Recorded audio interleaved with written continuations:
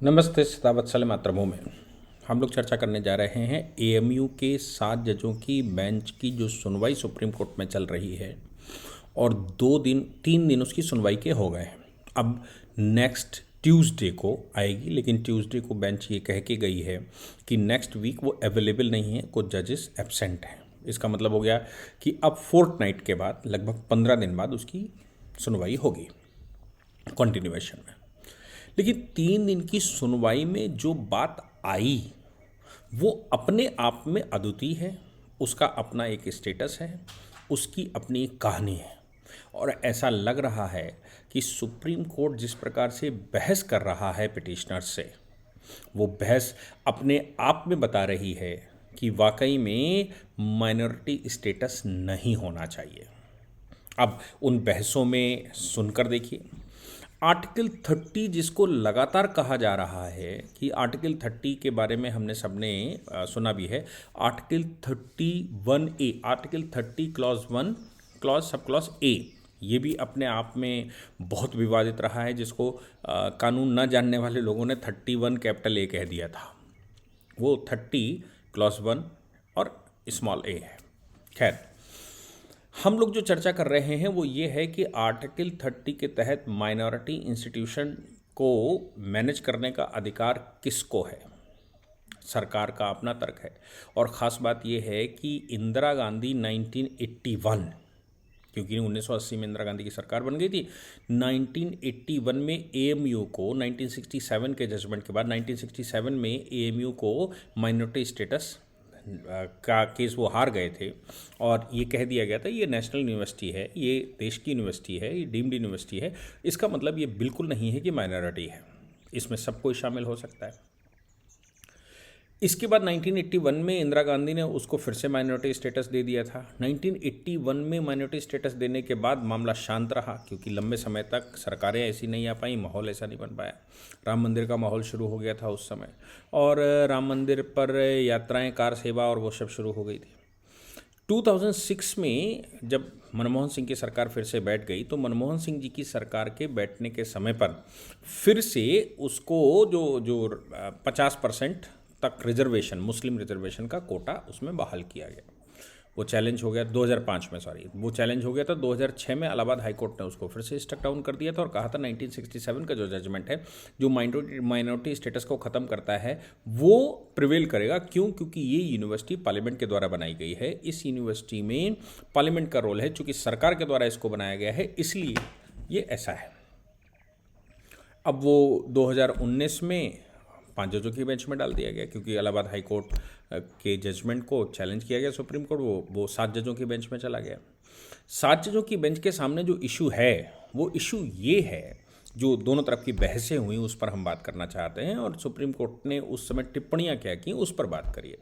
Chief justice को लेकर कोई भ्रांति नहीं होनी चाहिए। ऑनरेबल चीफ जस्टिस ने लगातार माइनॉरिटी स्टेटस नहीं हो सकता इस पर आर्गूमेंट किया, क्रॉस आर्गूमेंट। उसका कारण ये भी हो सकता है कि चीफ आर्गूमेंट ही चल रहा था, तो क्वेश्चन उनसे ही पूछेंगे, तो उससे पूछेंगे तो फिर वैसा करेंगे। जब सरकार अपने आर्गूमेंट को लेकर आएगी सही से, तो फिर सरकार से उल्टे क्वेश्चन किए जाएंगे। हालांकि डे 2 और डे 3 की जो बहस हुई, उनमें दोनों तरफ से उन्होंने सवाल पूछे हैं, और वो सवालों के जो जवाब आए या जो सवाल आए, उन सवालों का अपना एक इतिहास, उसका अपना एक स्टेटस, उसकी अपनी एक कहानी है।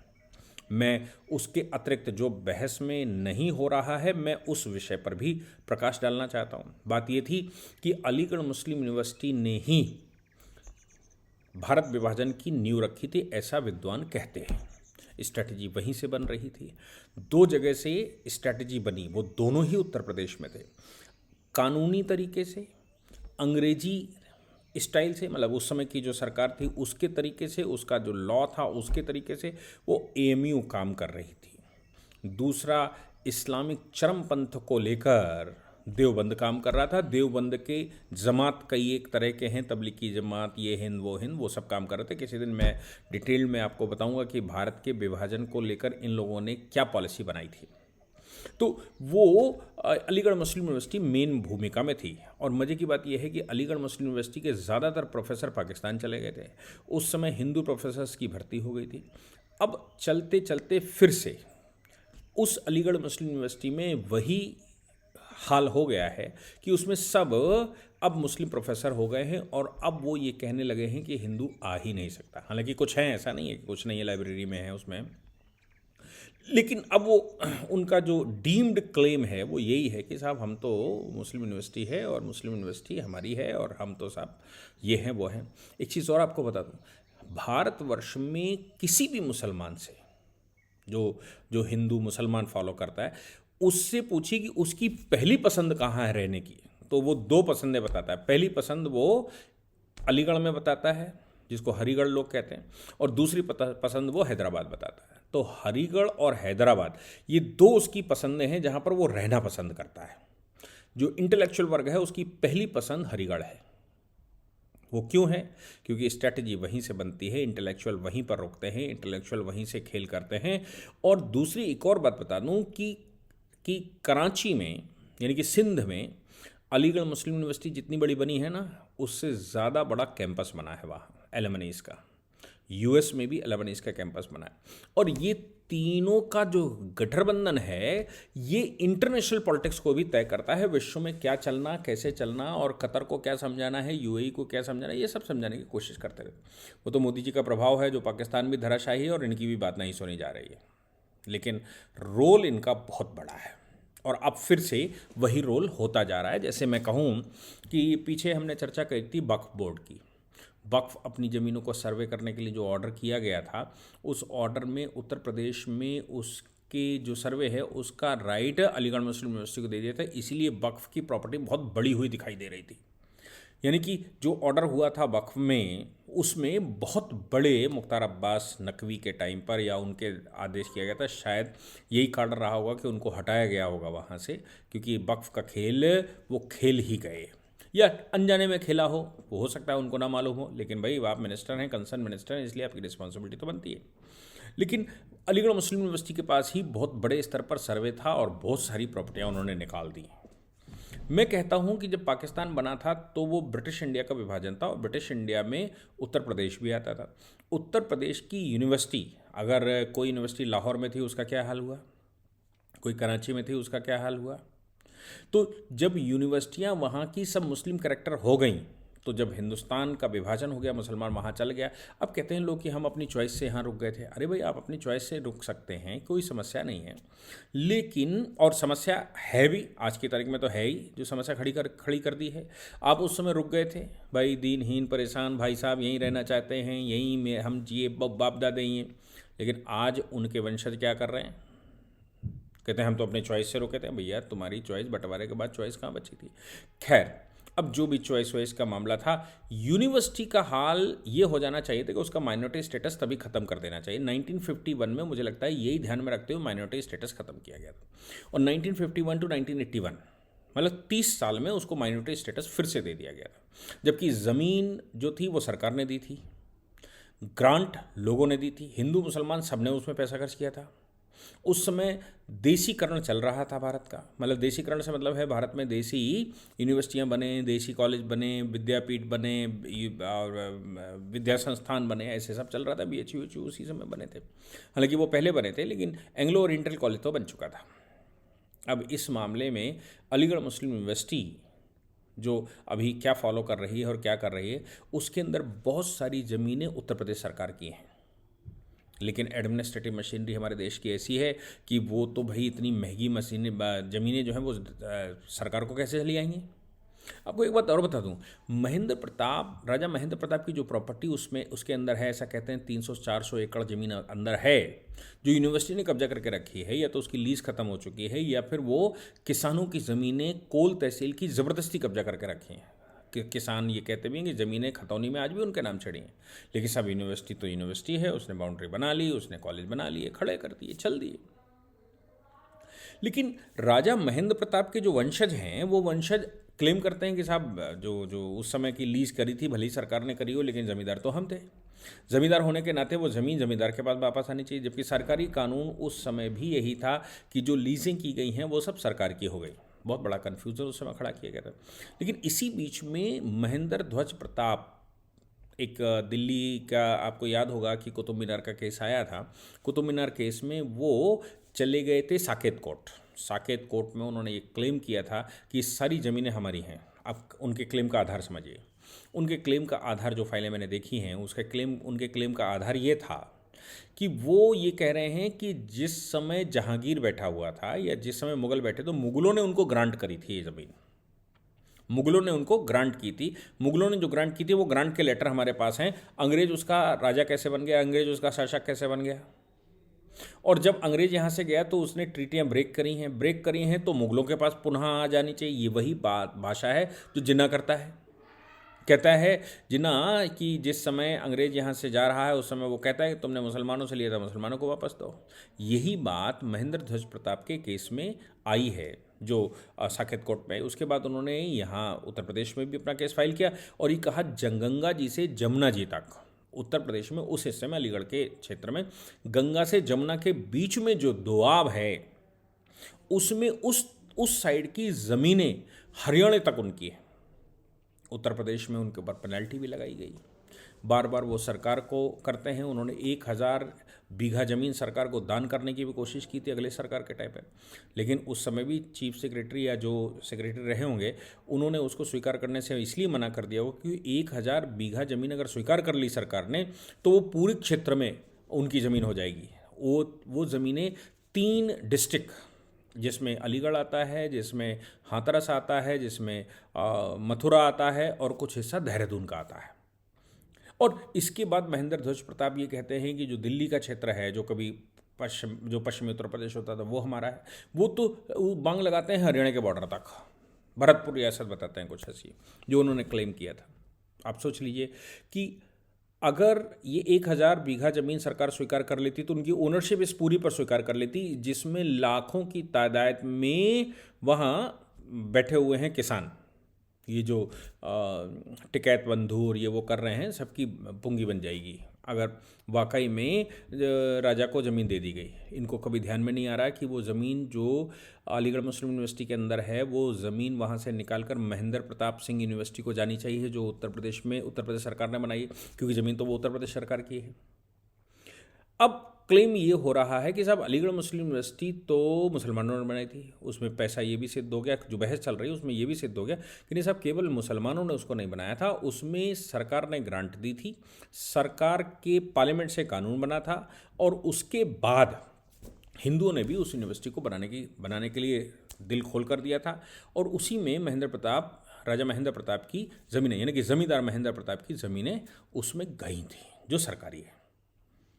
अब सवाल यहाँ पर यह आता है कि टीएमए पाई फाउंडेशन का एक बड़ा जजमेंट, इससे भी बड़ी अदालत का है, 9 जजों की बेंच का, जहाँ तक मुझे याद है।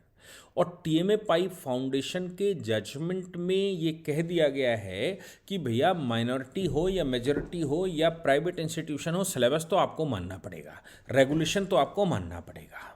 और उसमें ये भी कह दिया गया था कि अगर सरकार का पैसा कहीं पर लगा है तो इंस्ट्रूमेंटलिटी ऑफ सरकार हो जाती है। जहाँ पर सरकार का पैसा लगा हुआ है वहाँ पर आपकी राजनीति नहीं चलेगी, वो सरकार हो जाएगी।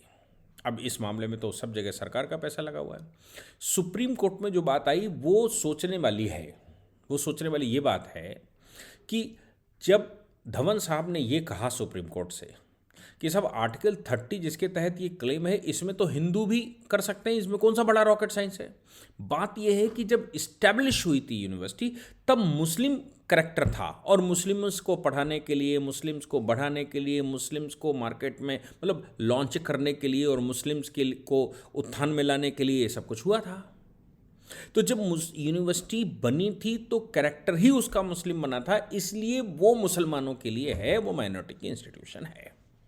पार्लियामेंट ने बनाई थी, पार्लियामेंट ने भी मुसलमानों के लिए ही बनाई थी, और पार्लियामेंट ने जब मुस्लिम्स के लिए बनाई थी, अब ये सारी बातें वो कर रहे हैं 1920 की।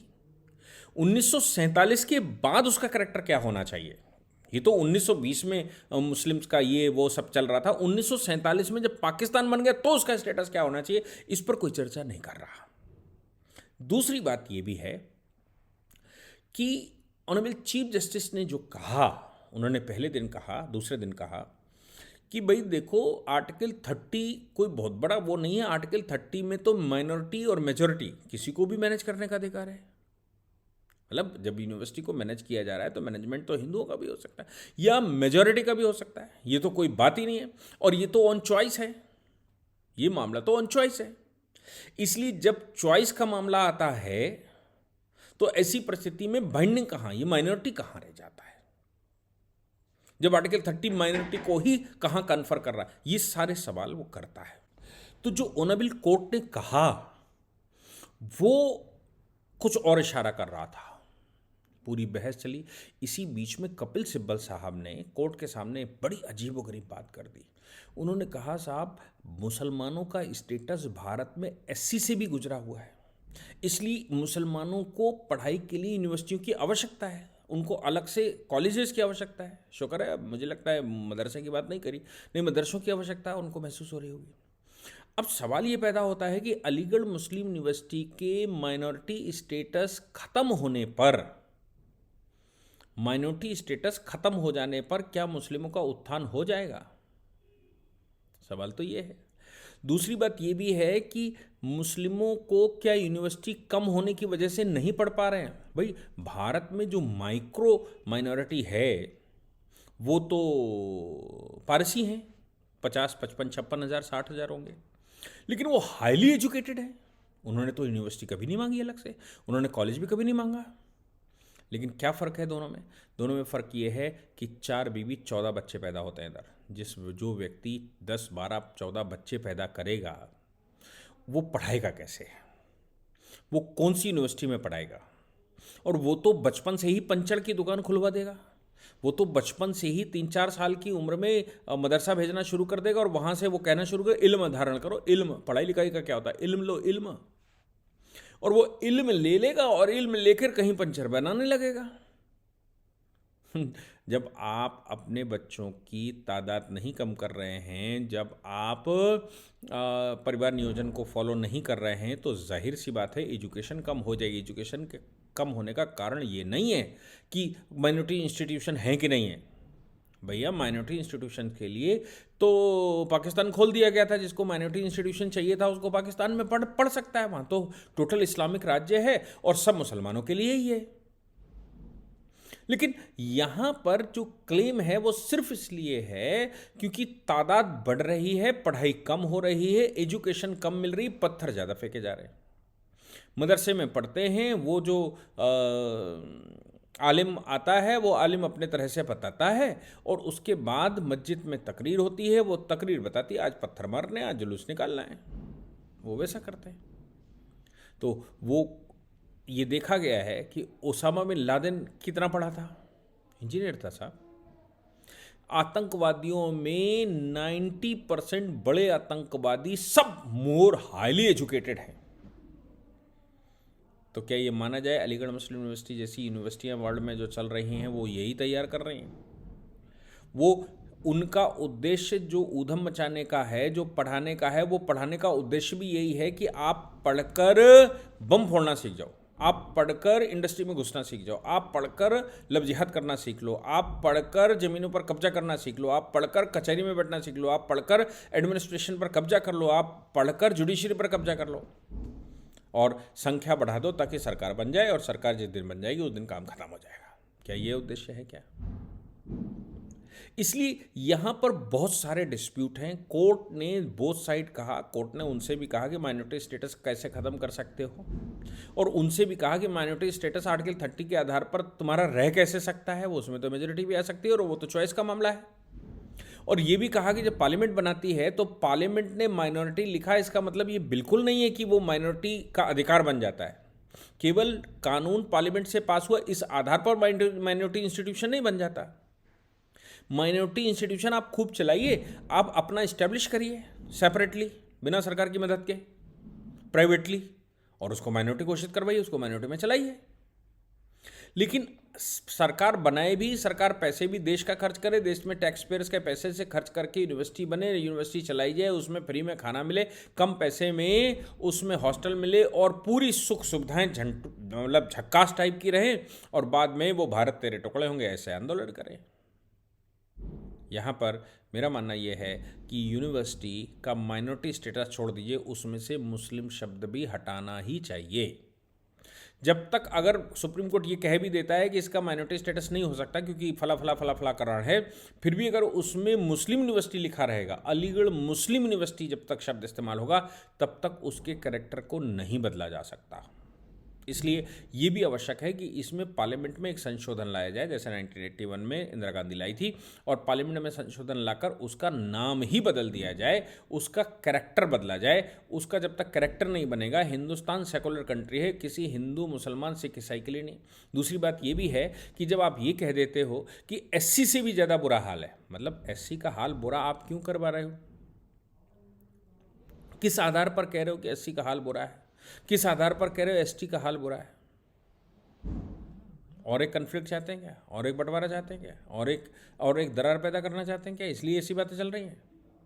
पहले कह ही दिया था 370 की सुनवाई के समय पर आप लोगों ने कि भाई जूनागढ़ तो ज़बरदस्ती ले लिया, हैदराबाद ज़बरदस्ती ले लिया, आपके पास पावर थी आपने ले लिया, ऐसे ही आपके पास पावर थी आपने 370 हटा दिया। ये कोर्ट में बहसें की गई थी और अब फिर से बहस चल रही है, एससी एसटी से भी बुरा हाल है। तो आप सोचिए कि जो ऑनरेबल कोर्ट के अंदर चला, उससे मुझे लगता है कि जो स्टेटस है, ये स्टेटस जाने वाला है और यूनिवर्सिटी जनरलाइज्ड होने वाली जैसी बाकी यूनिवर्सिटी होती हैं। और इसके अतिरिक्त ये डीम्ड सेंट्रल यूनिवर्सिटी बन जाएगी। सेंट्रल यूनिवर्सिटी तो अभी भी सेंट्रल ही होगी, सेंट्रल यूनिवर्सिटी बन जाएगी। फिर इसमें सारे मूलभूत परिवर्तनों की आवश्यकता है, जैसा जेएनयू में परिवर्तन चल रहा है। मुझे लगता है कि इन मामलों में कठोरता से पूरे देश को रिस्पॉन्ड करना चाहिए। अगर देश रिस्पॉन्ड करता है तो वकीलों को ताकत मिलती है, सरकार को ताकत मिलती है, जजेस की आई ओपनिंग होती है। हालांकि जजेस को कोई मतलब नहीं होता, फिर भी देश के लिए आई ओपनिंग होती है। तो आप ज़्यादा से ज़्यादा लोग कमेंट करके लिखें कि आपका विचार क्या है इस विषय में। जय हिंद, जय भारत, वंदे मातरम।